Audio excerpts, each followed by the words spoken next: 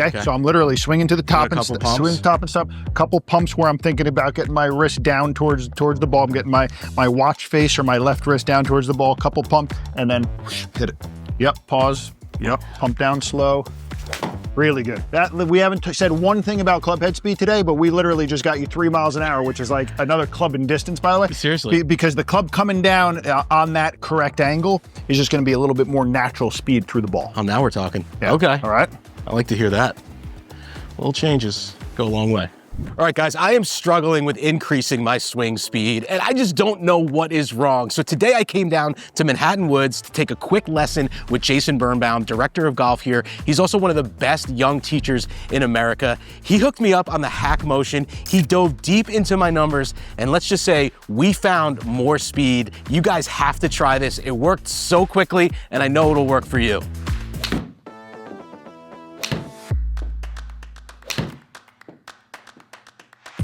All right, Mike, let's dive in here and take a look at a couple things here. So first thing I like to do is just take a look at the video. You got lots of good stuff going on. You've got lots of speed.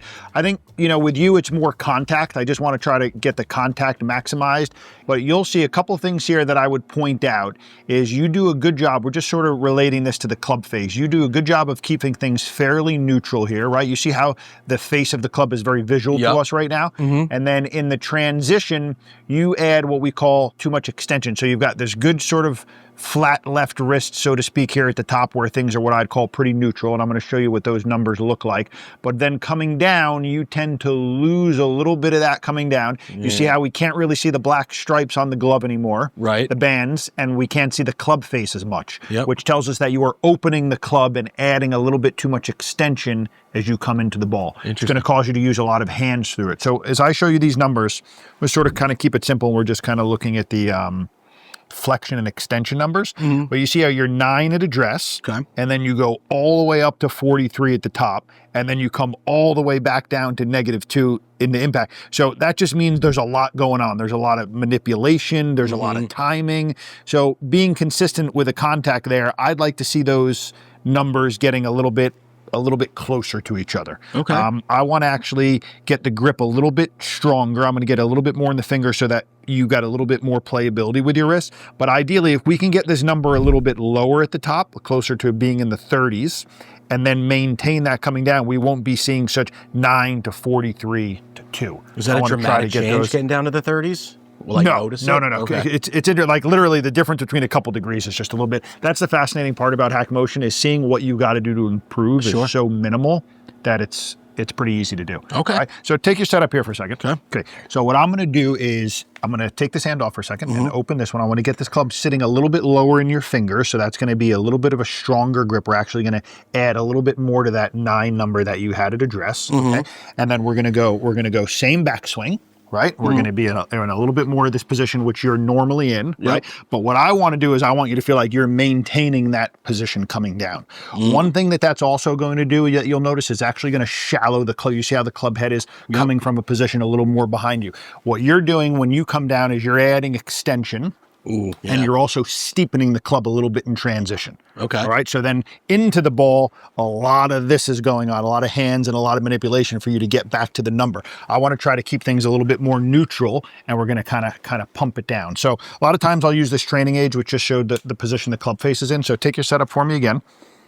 So we're going to be here, and we're just going to kind of keep this facing the ball a little bit sooner in the downswing. So we're here, look at the arrow, and we're getting the arrow coming down more looking at the ball. Your arrow on the bad ones is kind of pointing that way. Then when am I turning at the last second? Is that... No, it's going to be natural. Meaning like it's going to be incrementally turn. Oh yeah, for you the last second. I was doing that. Got it. A lot of hand manipulation at the end. So we're basically trying to get that out of it, but to do that, we're thinking more about where it's coming from in transition. Okay, let's do one more practice swing.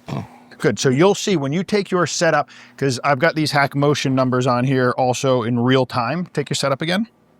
Good. So you remember this number was 9, right? We're adding to it. We're getting it closer to 12 or 13, which is what I want, right? Because you were 9 to 43 all the way back to negative.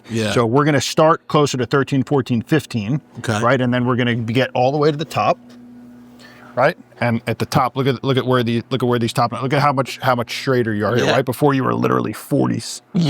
Right? Yeah. All right, so we're gonna Jeez, what a difference. I mean, really, your left wrist has a big influence. It's got the most influence on the face, right? When you put the club down and it's square, your wrist is pretty straight. So whatever this wrist does, the face does. If your wrist goes a little bit what we call cupped, the face opens. If it goes a little bit bowed, the face closes. So everything this guy's doing is directly influencing this. So we're just trying to keep that wrist pretty quiet at all points in the swing. And it's gonna happen to shallow the club as well, which is like an added benefit to this whole thing. So get a feel for it, get a feel for what we're doing. We're pumping it down from the top.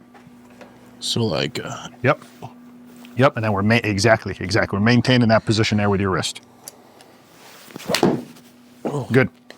But you'll see, right, that was one swing. One swing, right? Look at the difference in numbers.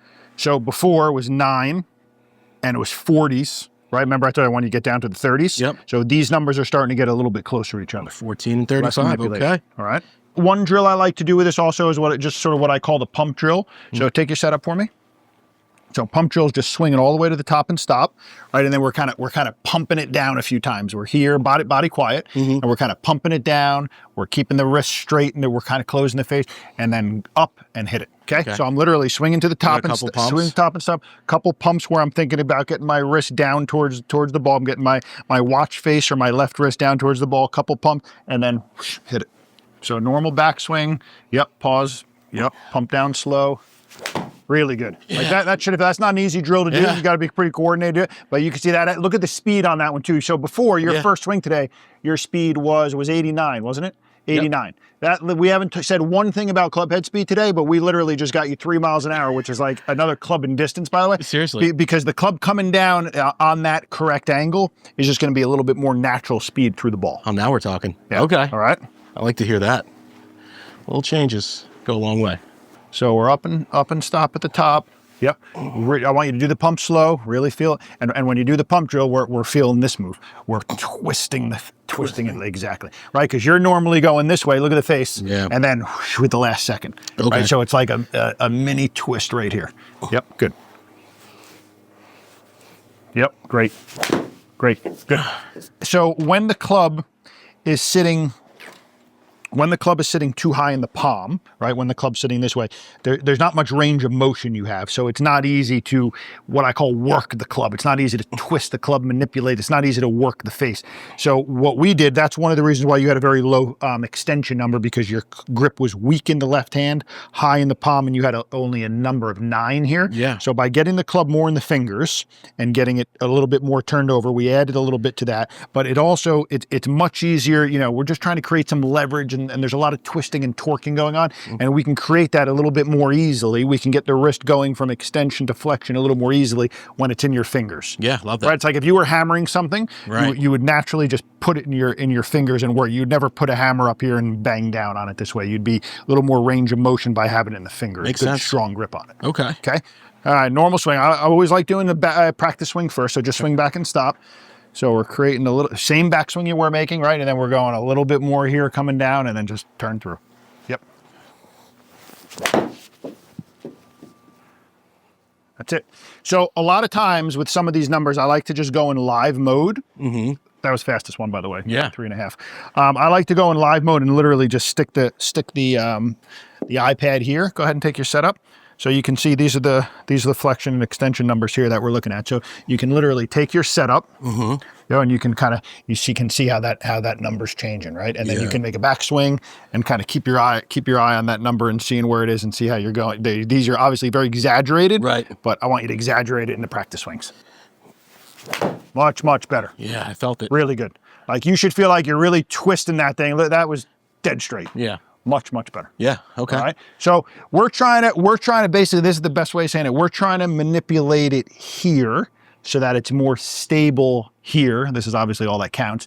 Your issue is that you're manipulating it down here when the club's traveling its fastest and where you have to be most precise. You're going to be inconsistent. Right. Inconsistent. There's no way to play the game. Yeah, add some wind or add some pressure, wind and a tough pin, and it's going to be even a little bit more difficult. So by getting it, you know, everything sort of organized here, it's going to be a little bit less dependent on timing through the ball. And I think picking up speed is just going to be a result. Where you haven't tried to swing faster on any of these, that's going to just be the result of the other stuff. Think about the face and relating the face to your left wrist. Okay. That's good.